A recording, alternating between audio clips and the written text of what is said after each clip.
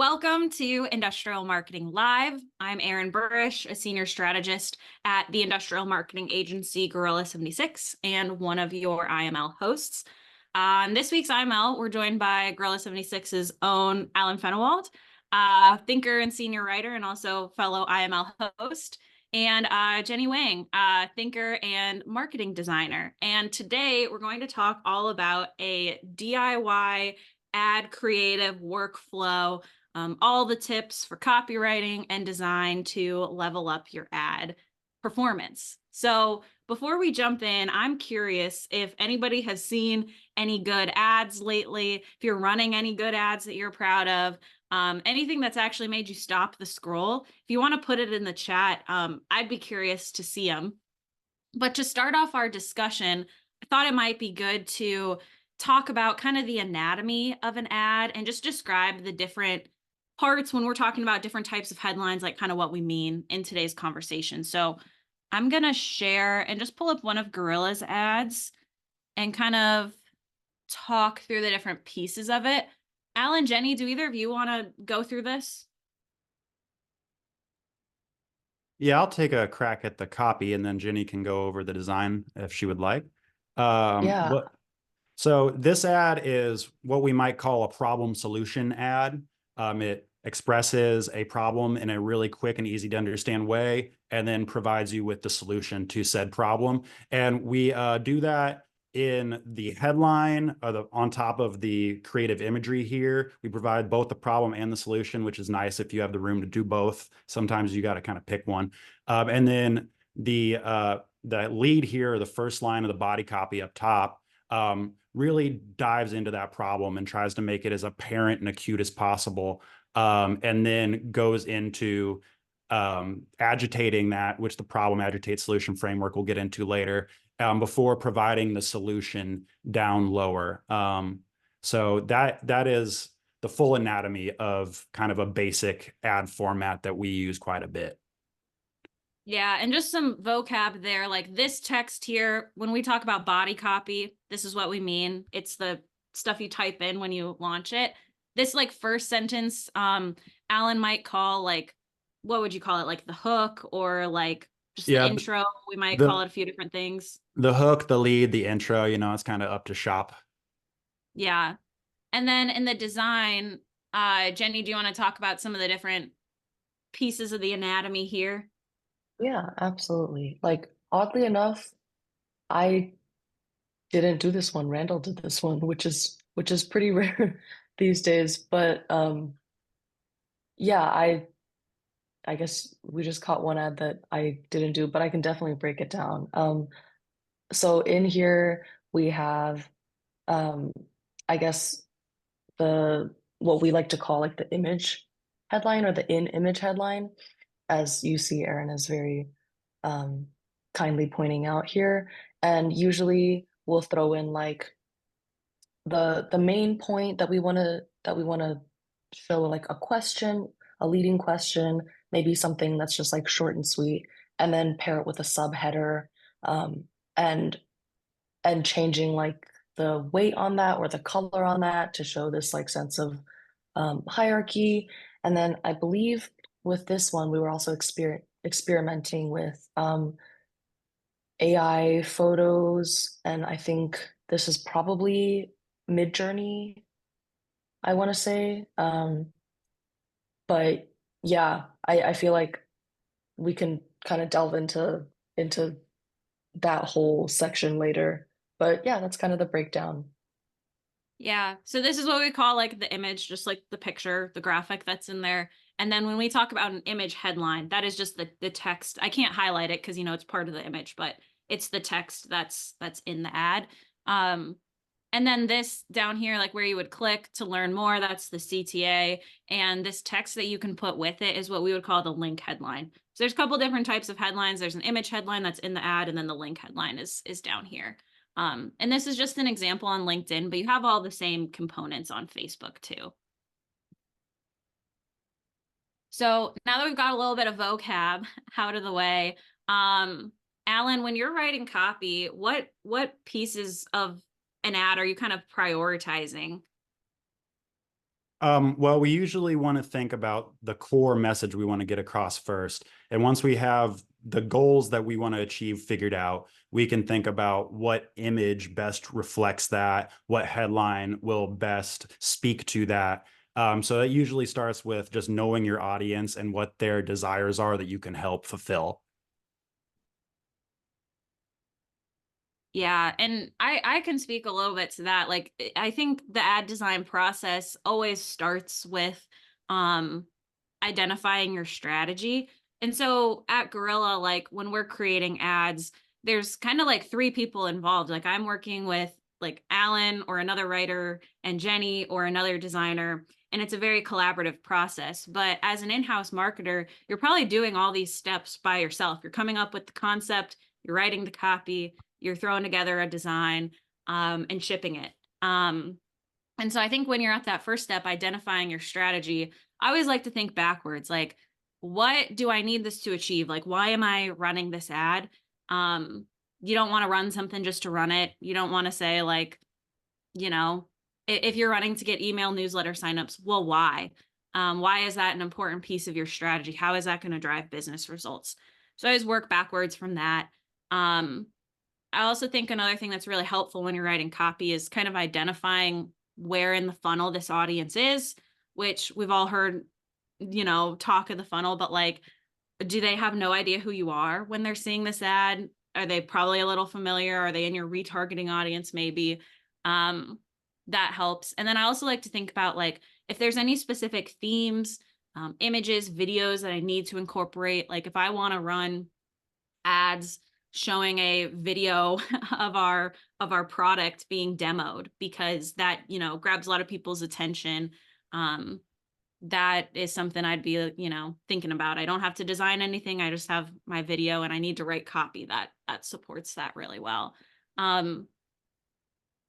Alan, Jenny, where do you go? Like once you have a strategy kind of picked out for the ad, where do you start to like get inspiration for how to create the copy and the imagery? Well, depending on where they are in the funnel that you're targeting is kind of going to make everything else happen afterwards. So let's say that they are really high in the funnel and they have a problem they want to solve, but they don't even really know that you solve it. In that case, you want to have a image that they are going to recognize and say, "Ooh, that's me," just so they will stop and give the words a chance. And then those words are going to need to speak up directly to that problem that they're having and get their interest heightened, that there is even an idea that they could solve it because you are speaking so specifically to that problem. And then you can introduce your solution or your product or service or whatever it may be. If they're lower in the funnel and they know exactly what they need to solve their problem and they just want to find it, then it can be just as simple as we have the thing you're looking for. So that's where you got to start, is where in the funnel are they and what information do they need to know that will get them to convert.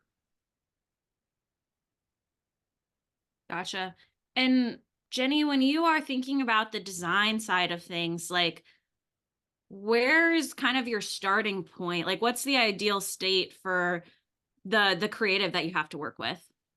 Absolutely. I think it really depends on um, I guess what starting point you're working with. Um, for everyone, it's a little bit different, and it is pretty much just dependent on like how many like pre-existing assets you have. For us, when we go into doing work for a client, um, we like to get all of their assets like on the basic level, whether that is like logos, branding, um, their yeah, like their brand identity, brand guidelines, and then whatever images that they can get us, whether that is actual footage, photography from their products, from their facility, or stock that they have purchased that they feel like is fitting for what they're doing. And sometimes we don't have a lot to be working with. Sometimes we get clients that come to us and they're just like, we don't really have any images of our products, to which then we say, okay, would it be possible for you to go just like with your iPhone, or if you have a DSLR, that would be even better. Like, could you just take some photos of your products, of your facility, of people working there, just so that we have kind of a better range of assets when we start making ads. And sometimes that doesn't happen. And then I have to go in and think like, do I pull stock? How do I just like maybe I go into their website if they have one and like take a few hours just like scrolling through, understanding um like what content makes sense, and pulling images from the website, or um deep diving into their LinkedIn posts or Instagram posts. So it tends to get pretty um like sleuthy FBI detective level. And that's usually where I start once I gather all my assets. I'll we've been trying this newer way of doing ad creative where um we used to have writers and designers pretty split up in their work, and we've been doing more collaborative work lately. And it honestly has been really, really nice. So with like the new method, I'll get together with a writer after we've kind of like stewed on things a little bit ourselves, and come together and be like, hey, let's figure out what it is, like how many ads we're doing. Let's figure out like what points we want to target, if that's differentiators, if that's um, like a pain point or something that we want to address. And usually the strategist will like give us a, a rough outline of what they want to see in a campaign or what they want to test. And so then like Alan and I would get together, or like another writer and I would get together and start from there and be like, hey, here is one point that we want to test in the copy. Let's see if we have the matching asset, or like some sort of asset that could go with that. Do we need to acquire more assets? Do we need to send a message to the client and be like, hey, we don't actually have product shots for this product. Like, could we get some? Maybe we want to target like human-centered um, images. So then we are like, hey, do you guys have any photos of like your employees doing work at the facility? That kind of thing. Yeah. Yeah, And then that's a really mhm. great comprehensive overview of like how that workflow probably looks like if you are maybe outsourcing design and maybe you're writing the copy, you're outsourcing design, or if you're like you have a designer in-house that's helping you with some of those things. Because I think the key thing you highlighted, Jenny, is like the copy and design, it's hard when they happen in like two different vacuums, right? Like you need Yeah. the point you're trying to make in copy, you need that to correlate with what you're showing in the imagery. And I think the advantage of a lot of in-house marketers have over agencies is you guys are in-house. Like if your production floor is, just across the building from you, if you have the ability to go and like take pictures with your cell phone, I think a common misconception is like, oh, I have to have like professional quality images to run in an ad. We've run ads where it's a cell phone. It's clearly like it's a shop where people work. And that really stands out in the feed because it's authentic. So I think just trying to like ditch perfection a little bit when you think about these images, and think instead more about like what's actually going to convey your point with the copy and the message you're putting out there is a great place to start. Yeah, Yeah, totally. Oh yeah, go ahead, Alan. I was just gonna say what is in the image is much more important than how pretty the image is. Yes. I will say from a designer perspective though, like make sure it's a decent quality image. Don't run ads that are like don't run any images that are clearly like pixelated. Um, if you can, like size it to a 1080 by 1080 pixel and just see it. See how that works. You can even like do a mock post and see if the image quality is good. I I personally do think that like running a bad quality image is just way worse than running no image at all. So make sure your quality is good, make sure like lighting is good. It's super easy to just like, if you have a phone, and maybe the lighting wasn't super great in like the one shot that you took, it's super easy to just kind of like edit it in there. Um, I think things now are just way more accessible. So yeah.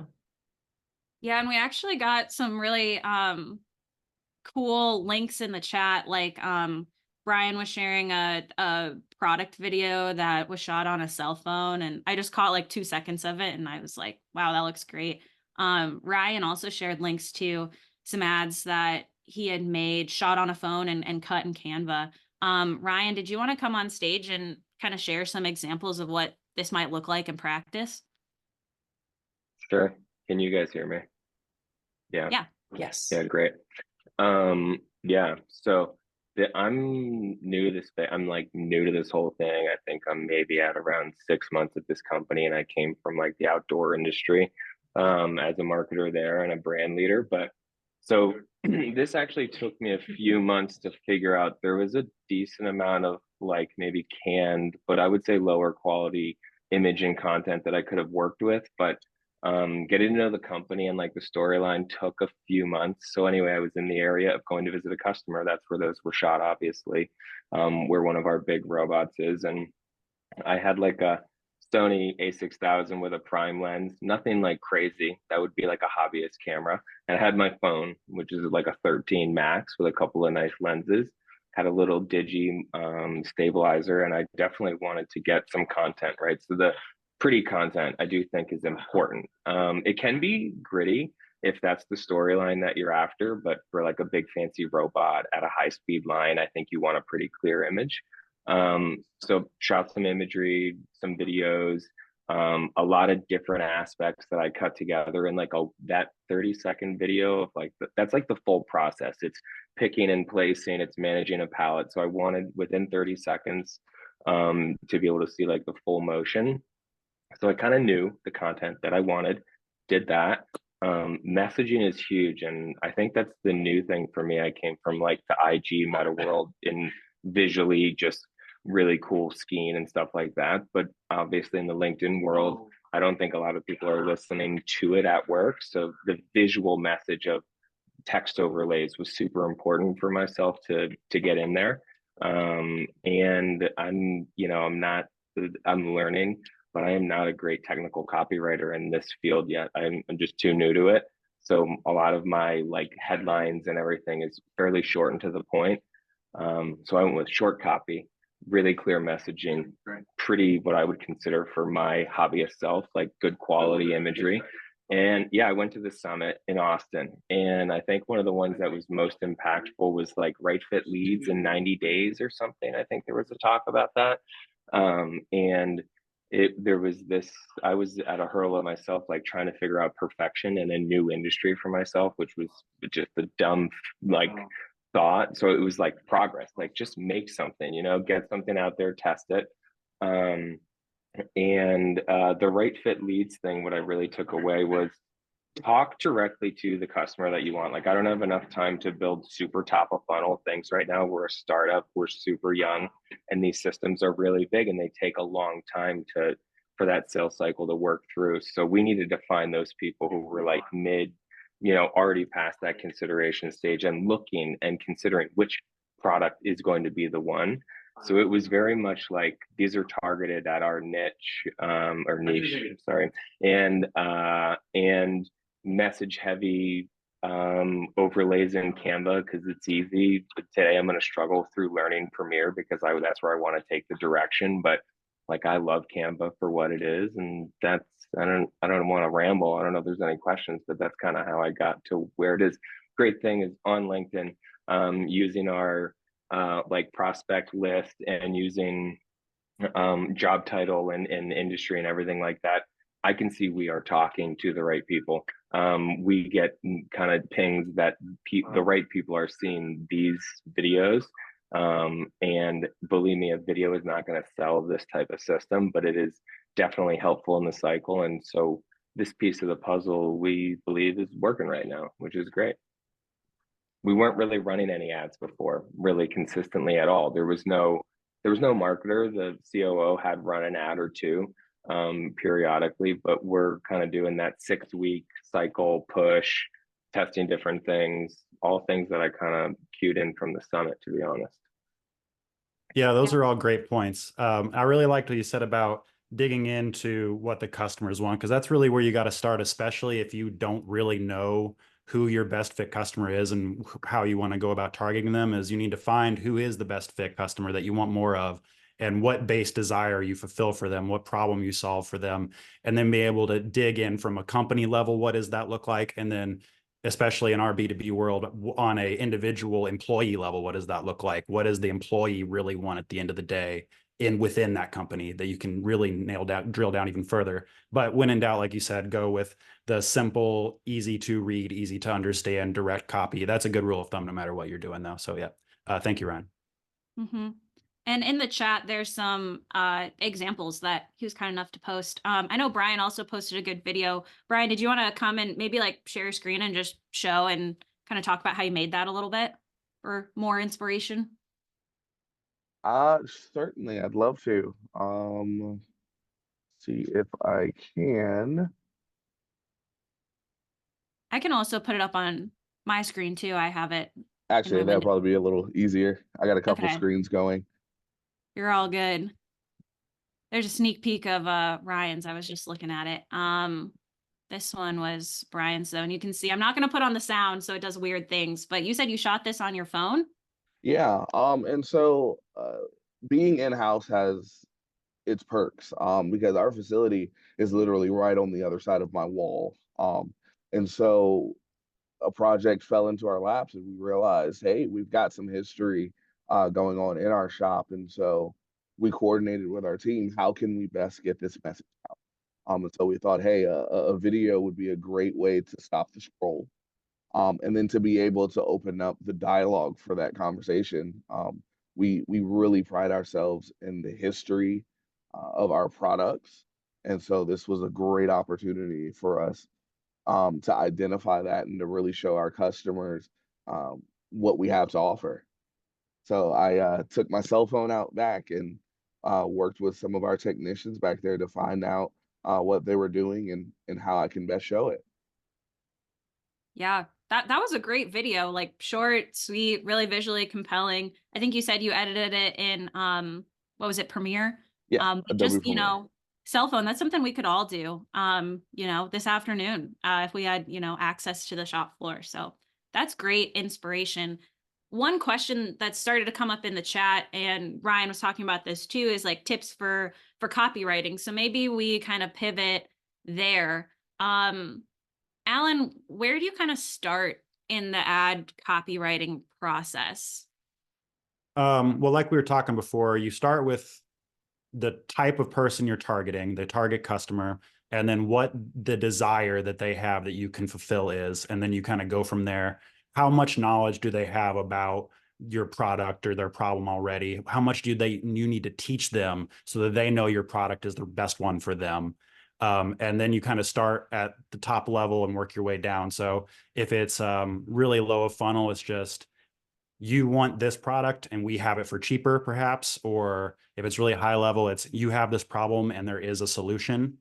Playing with your terminology and your phrasing as best you can to tailor it to the specific customer you have and the kind of language that they will recognize and be like, oh, hey, they're talking to me.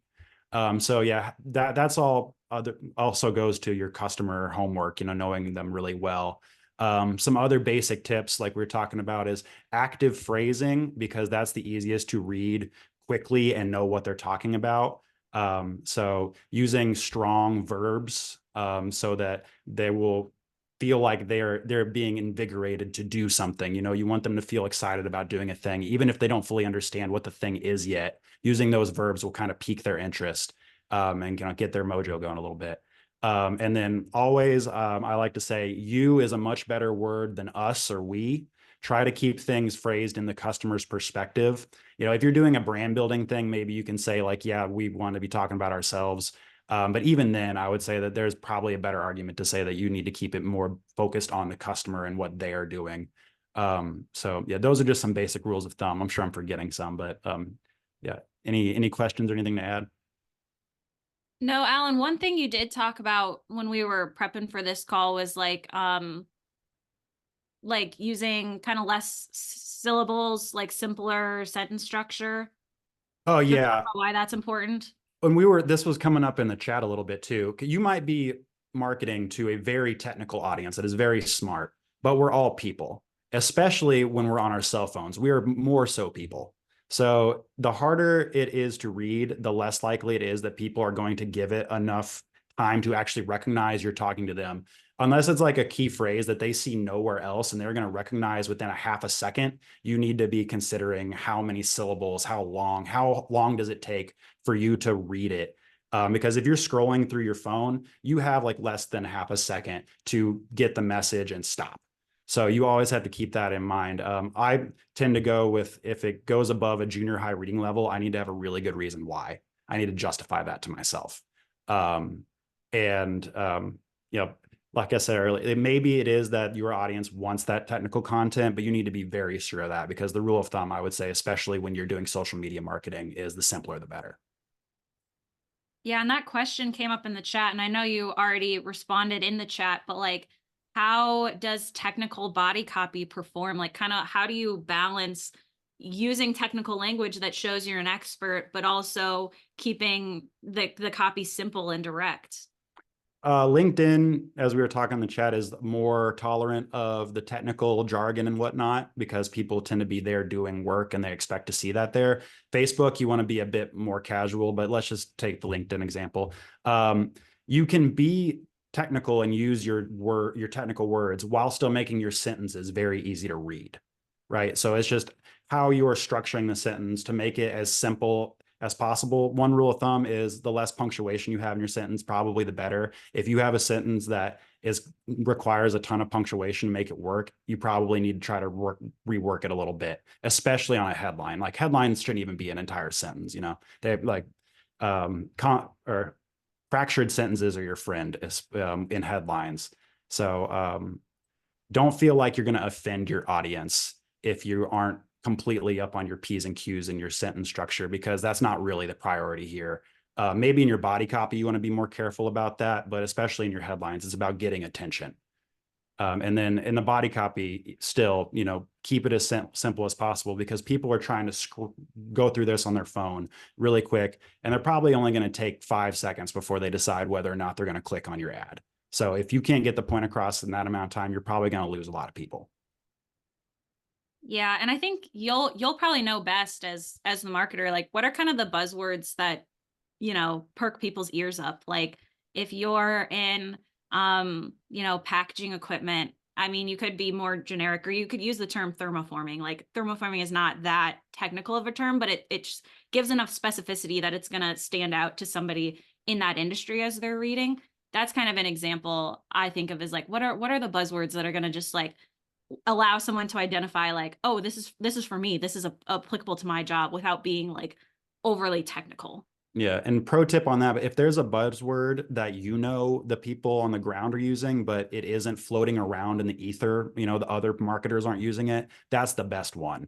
If it's something that's like, oh crap, I haven't heard anybody say that other than Larry, my buddy on the shop floor, these guys definitely know what they're talking about. Those are the ones that I love the most. Mm-hmm. So those are some good tips for like starter copy. Let's talk about design a little bit more. I know, like, Ryan had already said he had used Canva to make some ads. Brian was learning Premiere for some video editing. Jenny, what are your like quick tips for design, even in some of these, kind of DIY platforms? Yeah. I personally think that, you know, the the best software is whatever you're comfortable with. I don't think I know that a lot of, or in the design community, we we like to, I don't know, we like to look down on Canva, but there's really no reason. Canva's great. It I've started kind of delving into it more. Um, and they have great templates. Obviously, if you're looking for something more custom, it doesn't necessarily satisfy all those needs. And that's when you should probably be like, either I should learn another software, or I should like hire someone that knows a different software. But I think for basic ads, Canva works really well. I've been playing around with making my own templates within Canva, just so that like other people on the team who aren't designers can go in and like plug and play, as opposed to having me hop in on like every single design decision. Um, and yeah, I keep seeing Adobe Express. Adobe Express is also great. Yeah, especially if you have Creative Cloud Suite. And then you also get perks like Lightroom and Premiere, After Effects if you want to go into animation, Photoshop for any sort of like photo editing.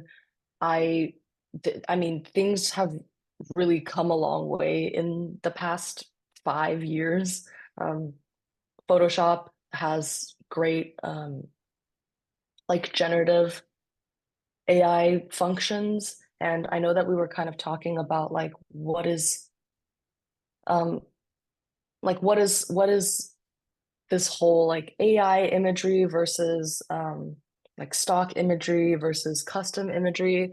And I we can kind of talk about that in a sec, but I do think that like Photoshop and like generative and its generative AI functions are really, really great for photo editing, not in the sense of like, oh, let me warp this image into like something silly, but just for small things that in the past would have taken like maybe an hour or two to do, like takes a few seconds if you want to. Something that I use it a lot for is like if there's something obstructing the subject in the background of an image that a client sends me, I can very easily edit that out with generative AI. Or if I want to like blur the background of an image, if a client has updated a logo on one of their products, I can, I guess this is a little bit more tricky, but like you can remove the logo very easily with generative AI. To put one back on and like mask it in the same way is a little bit more difficult. But um, yeah, like there's just so many things. Like if generative expand is also really great. If you get a photo that's kind of not necessarily zoomed out enough, you can use generative expand, and it just provides you with a little bit more room to like add text into a design. It's great. It saves me so much time. I think that's probably the best part of AI, and not like all these like, I don't know, silly images that you can generate. Um, Yeah, sorry, that that's was kind of a tangent. no, that was really good for I think those are great examples of like how a non-designer can do more advanced design actions and make better ads. But kind of going back to the basics, I know you said one of the things that's important to keep in mind with ad design is just basic design principles like contrast, balance, hierarchy. Do you want to give Mhm. like if it's even possible, like a 30-second crash course on what those are? Yeah, of course. So you know, anyone learning design learns the basics, and I think specifically for ad design, there are some that are just really important. Um, when we run ads, the main point is to have them be legible. So with hierarchy and contrast is just really, really important. Like, what is it that you want people to see first? And that should that should be, I guess, like the biggest thing on your ad design, whether that is you want to highlight the text, if you want to highlight an image.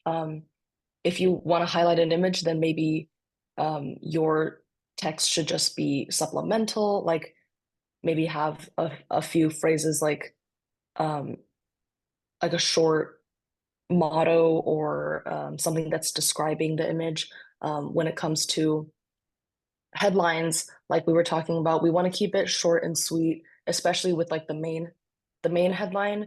The subheader can be a little bit more lengthy, but also we want to make sure that that's like in good scale with the main headline, because obviously you don't want to be reading the subheader first. So just like kind of, I guess, like basics of hierarchy. Like think about what you want to see first, and also like applying the rule of thirds when you're using like an image or using text. You probably, or I don't know if you guys know about the rule of thirds, but it's basically like if you have a grid of 3 vertical lines and 3 horizontal lines in your like template or your what you're setting up, you want to um place things, important things in the the points that the lines are intersecting. So you don't want to have an image that's maybe just like smack dab in the middle, or like the subject is smack dab in the middle, because your eye is less likely to be drawn to there. I don't know, research shows that your eye is technically drawn to like the points in which these lines intersect. And another really, really important thing is contrast, and especially with if your target audience is I don't know, maybe visually impaired or has like color blindness. These are like the most basic things. You want to satisfy these contrast, like accessibility contrast standards, and you can do that with contrast checkers online. There's like a ton of them. I'll link one right now, and you just enter your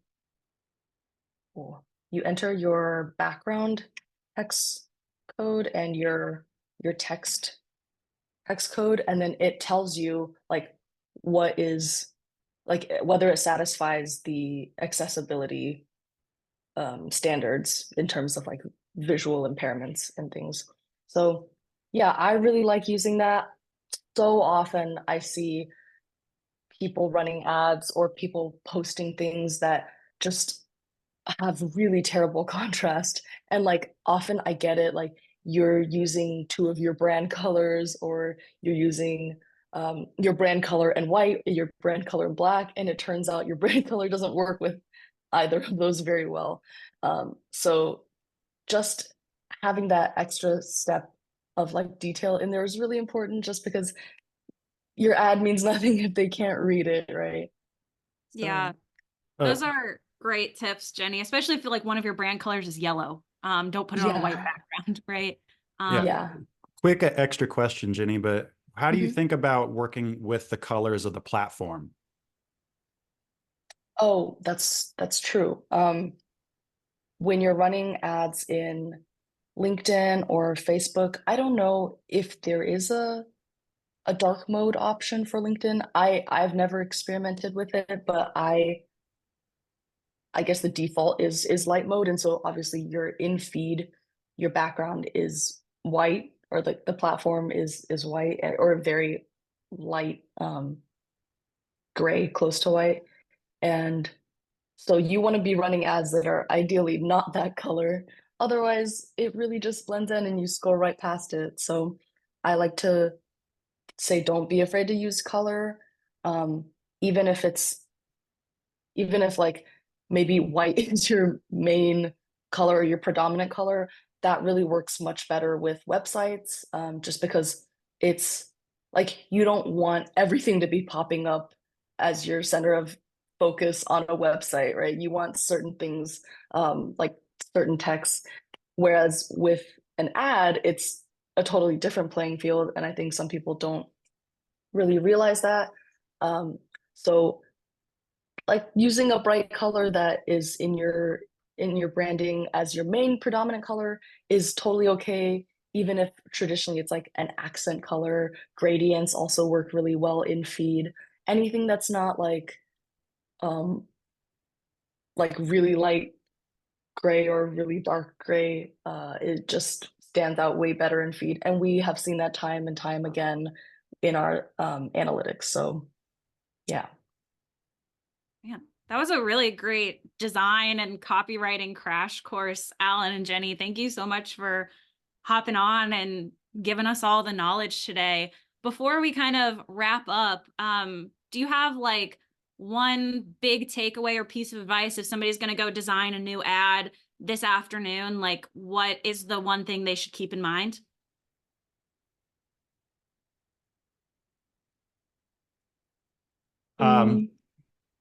You go ahead, Alan. I would say know thyself and know thy customer. Very, very noble. What I about you, try. Jenny? Okay. I'll sum it up in like a few bullet points, I guess.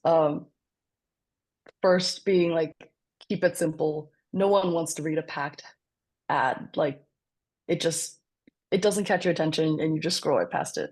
And then two, make sure you're highlighting all the things that you want to emphasize. And three, as much as you can, use your own images of your own products, or your own facility. Yeah, those are my big three, I guess. And quick thing also for people to have some homework, I guess, but we talked about the problem, agitate, solution ad framework a lot. That's just one of many ad frameworks out there. That one works really well for kind of middle of funnel. But if you're looking at the tip top of the funnel where they don't even maybe know they have a problem, or the very bottom of the funnel where they're well too aware of their problem and the solution of such, then maybe going with attention, interest, desire, action, or the AIDA model will be better for you. Those are PAS, AIDA, those are ones you are very popular. You can Google, learn all about them. There's a million of them out there. So, find the one that's best for your campaign. Yeah, and Yeah. Alan, maybe that's a good topic for a follow-up episode on the podcast. Well, maybe. Hint, hint. I wanted to say, like, kind of tagging on to Alan there, there's a really great Figma file that OmniLab has that's like public, and you can kind of like take a look at their framework. They have a bunch of different like options that you can set up your ad framework in, and like when Alan was saying like using these what did you call them, like action packed verbs in your actual copy, I just want to supplement that you should always be reflecting that in your design as well. Like if you're saying like go do this, or like I think you should definitely be pairing that with like a CTA button in some sort in your design. I know in ads you can't actually really click the button, but psychologically if you see a button on an ad, you always will want to, like, you're just more likely to click on it, of like read more, like see article, and whatever you like link it to, it will still go there when you press it. So I did want to highlight that, and also that if you do have these like technical jargon words that you want to highlight that you feel like are really important and only people within the industry are going to know them, reflect that in your design as well. Like there's no highlighting it if you're using it and you're not like drawing someone's attention to it with design. Like make it a different color, make it a different like weight, don't make it a different typeface or like font though. That's a little too much, but making it a different color, making it a different weight, making it like a slightly bigger size are all fair game. Yeah. As we used to say in the newspaper industry, say dog, show dog. So make sure that your headline and your image match up and make sense together. Otherwise, you're just going to confuse people and make them more likely to bounce. Oh yeah. Lots of love for the fake CTA button in the chat. So great. Kind of last minute tip. Everyone loves a button. Yeah. Gotta love a button. Awesome. Well, thanks so much for your time, and, happy designing, happy writing, everyone. Quick invitation before we go, the Industrial Marketing Collective. If you haven't heard us talk about it already, join us there. This is where you can find, comprehensive training content, office hours, templates to help expand your marketing capabilities. There are paid and free versions with different levels of access. So just go to the industrialmarketingcollective.com or post in the chat and we'll send you a link. And our next IML is going to be on June 6th. we'll be joined by special guest Todd Imming, the CEO of the Cordy Company. And he's going to talk with us about how to stay true to your brand while working with agencies. So you can catch it live or watch it on YouTube if you can't make it. But that's all we got, folks. Thanks for coming.